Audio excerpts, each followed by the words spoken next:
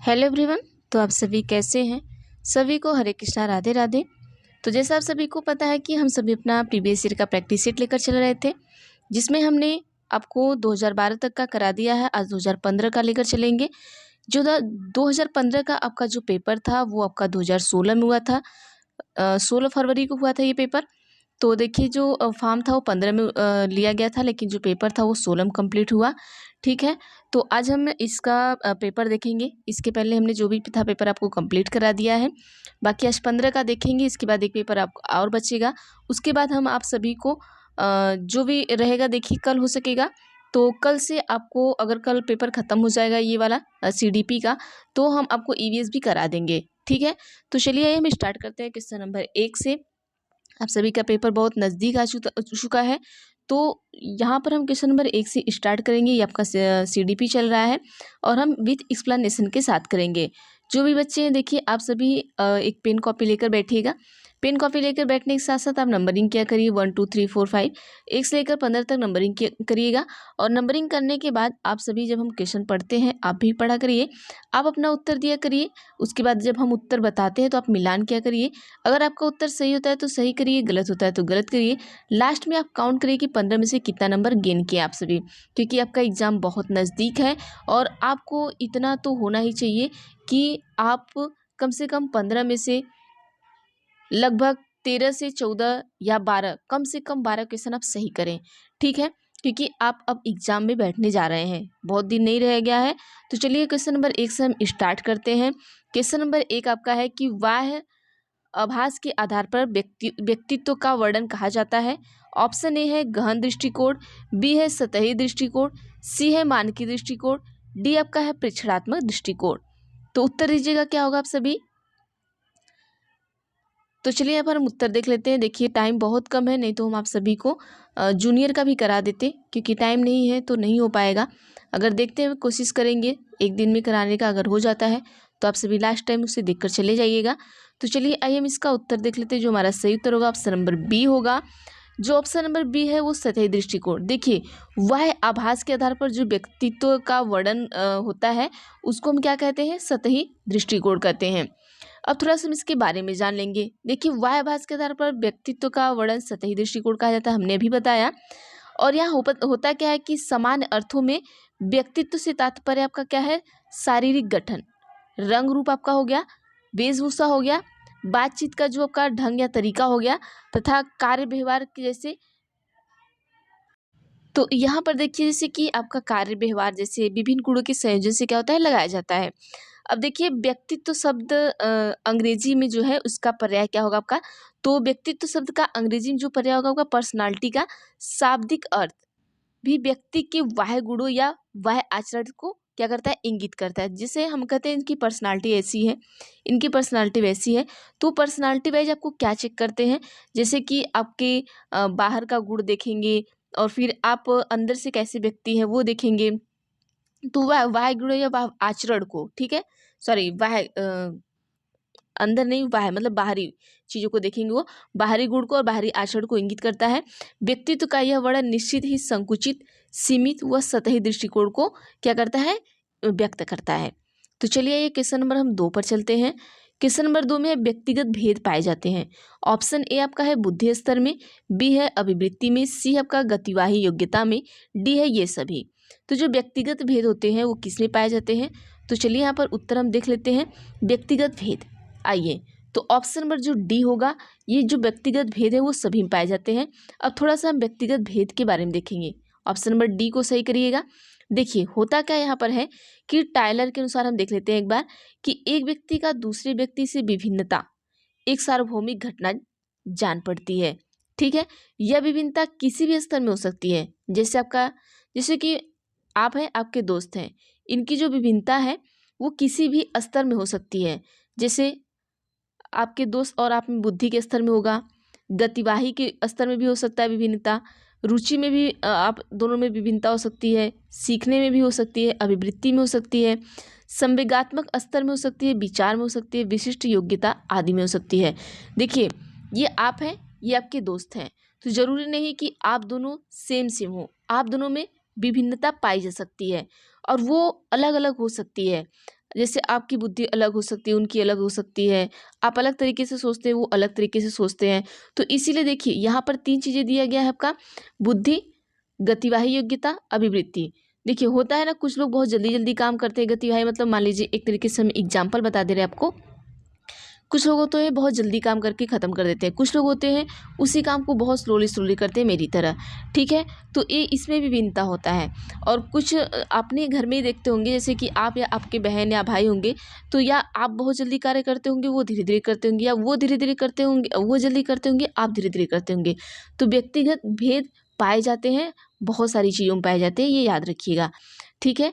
आगे चलते हैं क्वेश्चन नंबर 3। क्वेश्चन नंबर 3 में है कि चिंतन प्रारंभ होने के लिए क्या आवश्यक है। ऑप्शन ए है पूर्वानुभव, बी है भाषा, सी है तर्क, डी है समस्या। अगर आप चिंतन करना शुरू करते हैं, ठीक है, तो सबसे पहले क्या आवश्यक होगा, ठीक है। अगर हम किसी चीज़ के बारे में चिंतन करना शुरू कर रहे हैं तो सबसे पहले आवश्यक क्या होगा ये बताना है। तो चलिए यहाँ पर हम देख लेते हैं। सबसे पहले हमें समस्या होना चाहिए, तभी तो हम टेंशन लेंगे। जब हमारे पास समस्या होगी नहीं तो हम टेंशन क्यों लेंगे। देखिए व्यक्ति टेंशन क्यों लेता है, एक इस तरीके से समझ लीजिएगा। अगर आपके पास टेंशन है, अगर आप सॉरी आपके पास समस्या है तभी आपके पास टेंशन है। अगर आपके पास टेंशन है तो इसका मतलब आपके पास समस्याएं बहुत सारी पड़ी हुई हैं। तो यही है। तो मतलब कि चिंतन का मतलब है कि समस्या होना आपके लिए आवश्यक है। अगर आपके पास समस्या है ही नहीं, आप एकदम खुद से एकदम फ्री है, तो आप टेंशन लेंगे ही नहीं। तो बात वही हो गया। तो चिंतन प्रारंभ के लिए समस्या का होना क्या है, आवश्यक है।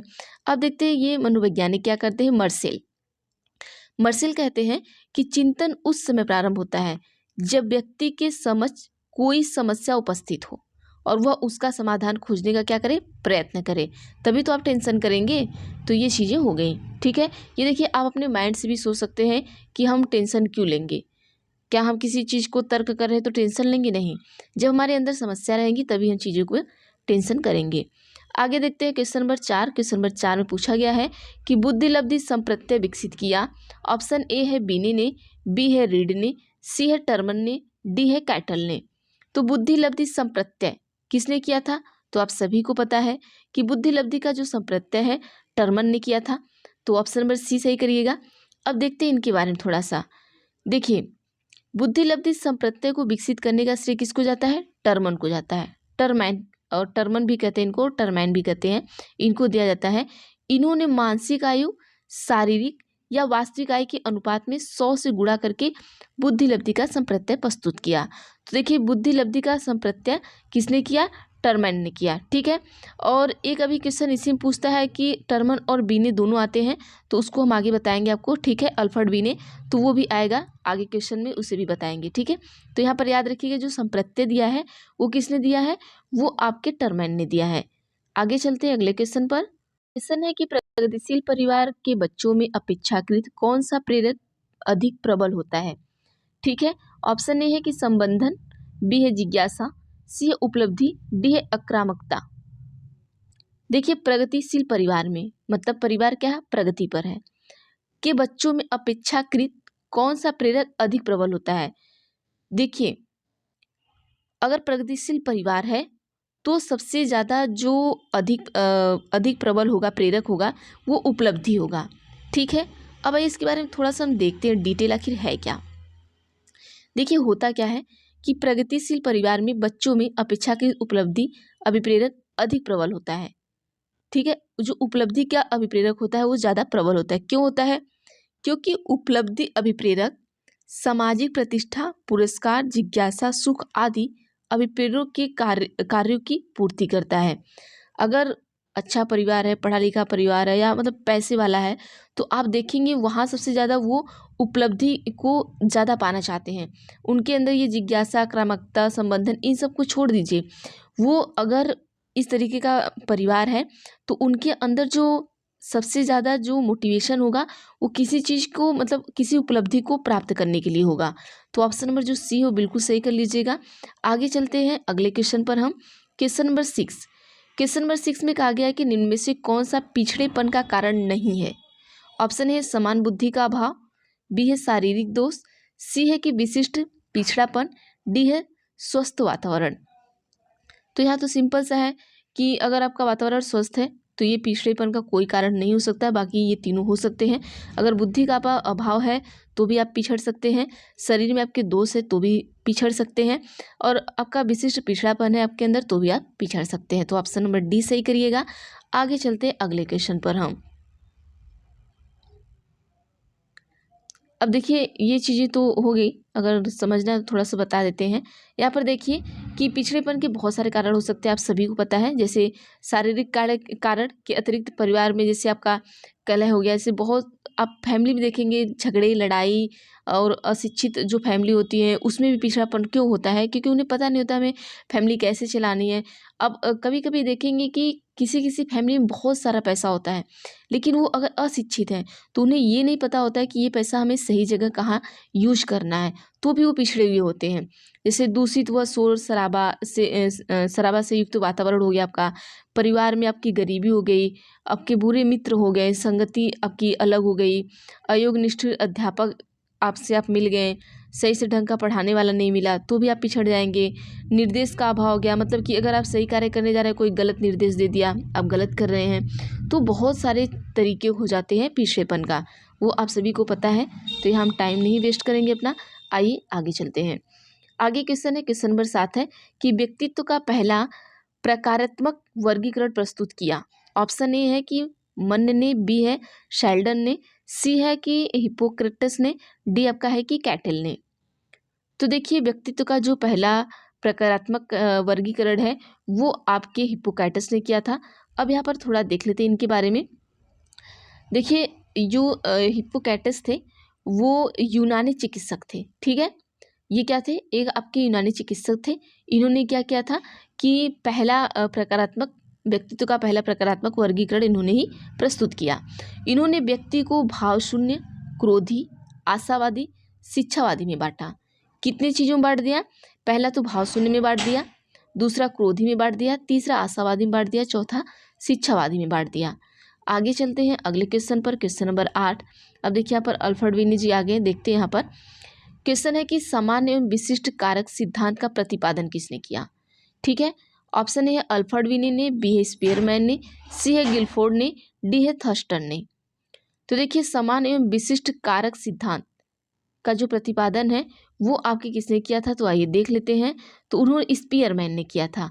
अब स्पीयरमैन के बारे में थोड़ा सा हम जान लेंगे, ठीक है। देखिए ऑप्शन नंबर बी को सही कर लीजिएगा। स्पीयरमैन ने किया था किसका, समान तथा विशिष्ट कारक सिद्धांत, इसको याद रखिएगा। अब यहाँ पर देखिए क्या होता है कि बुद्धि के द्विकारक सिद्धांत का प्रतिपादन अंग्रेज मनोवैज्ञानिक स्पीयरमैन, मतलब जो बुद्धि का द्विकारक होता है वो भी स्पीयरमैन ने किया था। कब किया था, इन्होंने 1904 में किया था। और स्पीयरमैन ने कहा कि बुद्धि क्या है, दो प्रकार के कारकों से मिलकर बनी है। पहला क्या है, समान योग्यता कारक, मतलब जी फैक्टर इन्होंने बताया, और दूसरा क्या बताया, एस फैक्टर। एक्स फैक्टर को हम क्या कहेंगे, विशिष्ट योग्यता, ठीक है। तो ये याद रखिएगा, इन्होंने बुद्धि के दो प्रकार बताए, पहला जी फैक्टर, दूसरा एस फैक्टर। जी फैक्टर को हम समान योग्यता कारक कहेंगे, एस फैक्टर को हम क्या कहेंगे, विशिष्ट कारक कहेंगे। आगे चलते हैं अगले क्वेश्चन पर हम। क्वेश्चन नंबर 9 आपका है। यहाँ पर देखिए दो ही ऑप्शन देंगे, इन दोनों में से एक सही है, ठीक है। क्वेश्चन 9 है कि तनाव को कम करने के लिए अप्रत्यक्ष ढंग कहलाते हैं। ऑप्शन ए है समस्या समाधान विधि, बी है रक्षात्मक यांत्रिकता। तो देखिए तनाव को अगर हम कम करने के लिए अप्रत्यक्ष ढंग कहलाएंगे तो आपके रक्षात्मक यांत्रिकता कहलाएगा। ऑप्शन नंबर बी सही कर लीजिएगा। चलिए आगे चलते हैं क्वेश्चन नंबर 10 पर हम। क्वेश्चन नंबर 10 में आपसे कहा गया कि मस्तिष्क की संरचना तथा कृत्यों में विभेद का परिणाम होता है। ऑप्शन ए है तनाव, बी है पिछड़ापन, सी है डिसलेक्सिया, डी है इनमें से कोई नहीं। अब देखिए मस्तिष्क की संरचना तथा कृत्यों में विभेद का परिणाम पूछा है, तो इसमें आपका क्या होगा, तो इसमें आपका हो जाएगा डिसलेक्सिया। ऑप्शन नंबर जो सी है वो बिल्कुल सही हो जाएगा। आइए थोड़ा सा हम इसके बारे में पढ़ लेते हैं, डिसलेक्सिया के बारे में होता क्या है। देखिए जो हमारा डिसलेक्सिया है वो मस्तिष्क की संरचना तथा कृत्यों में विभेद का परिणाम होता है। डिसलेक्सिया में होता क्या है कि पढ़ना, लिखना और शब्द विन्यास करना क्या होता है, मुश्किल होता है। ऐसा क्यों होता है, ऐसा इसलिए होता है क्योंकि मस्तिष्क शब्दों या अक्षरों में विभेद नहीं कर पाता, वो अक्षर और शब्द में विभेद नहीं कर पाता, इसलिए ये चीज़ें ऐसे होती हैं। आगे चलते हैं अगले क्वेश्चन पर हम। Question number 11। क्वेश्चन नंबर 11 में आपसे कहा गया है कि जिन बालकों की बुद्धि लब्धि डैश है साधारणतः उन्हें मानसिक न्यूनता ग्रसित की श्रेणी में रखते हैं। अगर जिन बालकों की बुद्धि लब्धि कितना है, ए है 70 से कम, बी है 70 से ऊपर, डी है 80 से 100 के बीच, सॉरी सी है 80 से 100 के बीच, डी है इनमें से कोई नहीं। तो इसमें से कौन है जो साधारणतः उन्हें मानसिक न्यूनता ग्रसित की श्रेणी में रखेंगे? तो वो मानसिकता न्यूनता ग्रसित श्रेणी में जब बच्चा आपसे 70 से कम होता है तब आता है। ठीक है, जब बच्चा वो मंद बुद्धि या कम बुद्धि का कब होता है? जब बच्चा 70 से कम का होता है। तो जिन बालकों की जो बुद्धि लब्धि होती है वो क्या हो, 70 से कम होती है, तो उन्हें हम क्या कहेंगे? उन्हें मानसिक न्यूनता ग्रसित या जड़ बुद्धि की श्रेणी में रखते हैं। ठीक है, इसे किसे कहाँ रखेंगे? जड़ बुद्धि की श्रेणी में रखेंगे। और जो टर्माइन आपके हैं, टर्माइन कहते हैं कि ऐसे बच्चों की जो संख्या है सामान्यतः 2% होती है। कितने प्रतिशत? 2%। चलिए आइए अगला क्वेश्चन देखते हैं हम। क्वेश्चन नंबर 12 है कि बच्चों में अमूर्तमान प्रत्ययों को ग्रहण करने की योग्यता होती है। ऑप्शन ए है पिछड़े हुए, बी है प्रतिभाशाली, सी है मानसिक रूप से पिछड़े, डी है इनमें से कोई नहीं। देखिए, बच्चों में अमूर्तमान प्रत्ययों को ग्रहण करने की योग्यता कब होगी? तो क्या बच्चा पिछड़ा रहेगा तब होगी, प्रतिभाशाली रहेगा तब होगी, मानसिक रूप से पिछड़ा रहेगा तब होगा। तो आइए हम उत्तर देख लेते हैं। तो चलिए उत्तर देख लेते हैं यहाँ पर ऑप्शन नंबर बी। जब देखिए जब बच्चा क्या होगा कि प्रतिभाशाली होगा। जब बच्चा प्रतिभाशाली होगा तो बच्चों में जो अमूर्तमान प्रत्ययों को ग्रहण करने की जो योग्यता होगी वो बढ़िया तरीके से होगी। ठीक है, प्रतिभाशाली बच्चों में ही क्या होती है? अमूर्तमान प्रत्ययों को ग्रहण करने की क्या होती है? क्षमता अच्छी होती है। तो देखिए, प्रतिभाशाली जो बच्चे होते हैं इनकी जो ज्ञानेंद्रियों का विकास होता है वो क्या होता है? बहुत तीव्र गति से होता है। इसमें संज्ञात्मक क्रियाओं की योग्यता क्या होती है? बहुत ज़्यादा होती है। इनमें अंतर्दृष्टि या सूझ क्या होता है? बहुत अधिक होता है। प्रतिभाशाली बच्चा मतलब कि बहुत अच्छी तरीके से सोच ले रहा है, पढ़ने में बढ़िया है, हर चीज़ बढ़िया है उसका। तो इसके अलावा भी प्रतिभाशाली बच्चों की अनेक विशेषताएं भी होती है, जैसे अभी हमने बता दिया, पढ़ने में अच्छे होते हैं, स्वभाव में अच्छे होते हैं, मतलब हर चीज़ उनका एकदम एक्यूरेट रहता है। आगे चलते क्वेश्चन नंबर 13 पर हम 13 में देखिए आपसे क्या पूछा गया है। निम्न में से कौन सा मूल्यांकन का प्रकार नहीं है? ऑप्शन ए है मानक, बी है निर्माणात्मक, सी है योगात्मक, डी आपका है CCE। तो यहाँ पर बताइएगा आप सभी कि मूल्यांकन का प्रकार नहीं है।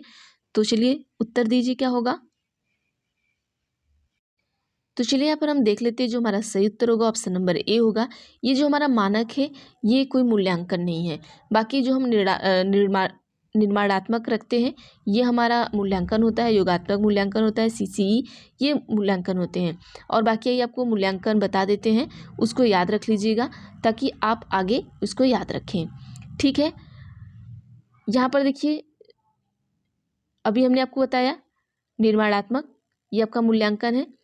दूसरा हमने आपको बताया योगात्मक या संकलनात्मक, ये भी आपका मूल्यांकन है। CCE या सतत एवं व्यापक मूल्यांकन ये भी मूल्यांकन है। मानक संदर्भित मूल्यांकन ये भी मूल्यांकन है। मानदंड संदर्भित मूल्यांकन ये भी आपका मूल्यांकन है। लेकिन जो मानक है वो मूल्यांकन का क्या है? हमारा प्रकार नहीं है। तो ऑप्शन नंबर ए गलत हो जाएगा, सही हो जाएगा क्योंकि गलत पूछा है। चलिए आगे चलते हैं क्वेश्चन नंबर 14 पर। 14 में आपसे क्या कहा गया है कि निम्नलिखित में से कौन सी सामाजिक रूप से वंचित की समस्या नहीं है? ऑप्शन है सीखने के लिए प्रेरणा का अभाव, बी है सृजनशीलता को पोषित होने के अवसर नहीं मिलना, सी है रहने के लिए स्वस्थ परिवेश, डी है विद्यालय में पश्चातापूर्ण वातावरण का सामना करना। तो देखिए सामाजिक रूप से वंचित की समस्या नहीं पूछा है, नहीं है। तो नहीं है तो मतलब कि जो एक पॉजिटिव होगा वही उत्तर होगा। तो आइए हम देखते हैं ऑप्शन नंबर जो सी है वो बिल्कुल सही हो जाएगा हमारा, कि रहने के लिए स्वस्थ परिवेश। ये हमारा जो अगर हमें रहने के लिए स्वस्थ परिवेश है तो ये हमें समाज से वंचित नहीं करता है, ये समाज से वंचित होने का कोई समस्या नहीं है, बाकी चीज़ें हो सकती हैं। तो आइए थोड़ा सा हमको एक्सप्लेन करेंगे कि सामाजिक रूप से वंचित में निम्न समस्या हो सकती है। जैसे होता क्या यहाँ पर कि सृजनशीलता को पोषित होने के अवसर आपको अगर नहीं मिले तो भी आप यहाँ से वंचित हो सकते हैं। रहने के लिए अगर परिवेश बढ़िया नहीं मिला तो भी हो सकते हैं। विद्यालय में अगर आपको पश्चातापूर्ण वातावरण का सामना करना पड़ा तो भी आप हो सकते हैं वंचित। सीखने के लिए प्रेरणा का अगर आपके अंदर अभाव है तो भी आप वंचित हो सकते हैं। ठीक है, तो आइए अगले क्वेश्चन पर चलते हैं। हम नेक्स्ट क्वेश्चन पर चलते हैं, क्वेश्चन नंबर 15। तो ये हमारा लास्ट क्वेश्चन होगा, बाकी हम कल देखेंगे। कल की सुबह में आपकी वीडियो आ जाएगी। तो वीडियो इसलिए थोड़ा नहीं आ रही थी, मेरी तबीयत थोड़ी ख़राब थी और घर पे थोड़े फैमिली फंक्शन थे, तो इसलिए आपकी वीडियो नहीं आ पाई। बाकी अब आज से आपकी वीडियो जो है वो हम लाएंगे आपके एग्ज़ाम तक। जो भी चीज़ें हैं देखेंगे, नहीं तो हम आपको मैराथन करा देंगे। तो जैसा आप सभी कहेंगे उस तरीके से आपको करवा देंगे। ठीक है, तो क्वेश्चन नंबर 15 क्वेश्चन है कि आपका शिक्षण प्रक्रिया में विद्यार्थी है। ऑप्शन ए है आश्रित चर, बी है स्वतंत्र चर, सी है मध्यस्थ चर, डी आपका है इनमें से कोई नहीं। बच्चा जब शिक्षण प्रक्रिया करता है तो इसमें बच्चे को कैसा होना चाहिए आप सभी को पता है। तो चलिए हम उत्तर देख लेते हैं। ऑप्शन नंबर ए, बच्चा यहाँ पर क्या होता है, आश्रित चर होता है। ठीक है, शिक्षण प्रक्रिया में। अब आप सभी यहाँ पर सीटेट की तरह स्वतंत्र चर लगा दिए होंगे, लेकिन नहीं, ये गलत होगा। यहाँ पर कैसे आश्रित चर होता है बच्चा, जैसे देखिए शिक्षण एक क्या हमारी सामाजिक प्रक्रिया है और इस प्रक्रिया में 3 चर होते हैं। पहला कौन होता है, शिक्षक। दूसरा कौन होता है, विद्यार्थी। तीसरा कौन होता है, पाठ्यक्रम। शिक्षक क्या होता है आपका, स्वतंत्र चर होता है। ठीक है, क्वेश्चन पूछ सकता है कि शिक्षक कैसा होता है, स्वतंत्र चर होता है। विद्यार्थी कैसा होता है, आश्रित होता है। तथा पाठ्यक्रम जो होता है, पाठ्यक्रम हस्तक्षेप क्या होता है, मध्यस्थ चर होता है। तो ये 3 चर आप याद रखिएगा कि जो टीचर होगा वो स्वतंत्र चर होगा, फिर हमारा पाठ्यक्रम जो होगा वो मध्यस्थ चर होगा, और बाकी जो हमारा विद्यार्थी होगा वो आश्रित चर होगा। क्योंकि जो विद्यार्थी है वो शिक्षक पर और किस पर, पाठ्यक्रम पर क्या है, आश्रित है। तो ये हो गया 15 क्वेश्चन। 15 के बाद आएगा हमारा 16वां क्वेश्चन। तो ये क्वेश्चन हम कल करेंगे। कल की सुबह में आपको ये वीडियो मिल जाएगी 15 क्वेश्चन का जो रहेगा, और भी फिर उसके बाद एक आपका और बचा है। शायद मैंने इसमें, हमें लगता है कि जो हमने आपको क्वेश्चन कराया, मैं एक बार चेक कर लूँगी, शायद हमने आपको जूनियर का क्वेश्चन करा दिया है 2012 वाला। तो वो हम क्वेश्चन देखेंगे। अगर हमने जूनियर का करा दिया होगा तो पीआरटी का मैं फिर से आपको करा दूँगी, क्योंकि आज मैंने चेक किया तो वो पीडीएफ शायद जूनियर की लग गई थी। तो हम एक बार चेक कर लेंगे आप सभी को, तो आप सभी वो 2012 का भी देख लीजिएगा। ठीक है, तो बाकी आज के लिए इतना ही करते हैं। वीडियो अच्छी लगती है तो प्लीज़ वीडियो को लाइक कर दिया करिए और लोगों तक शेयर कर दिया करिए। अगर आप एक लाइक करते हैं तो आपके लाइक से हमें कोई पैसा नहीं मिलता है, सिर्फ ये होता है कि हमारी वीडियो ज़्यादा से ज़्यादा लोगों तक पहुँचती है। तो थैंक यू एवरीवन, मिलते हैं हम नेक्स्ट वीडियो में।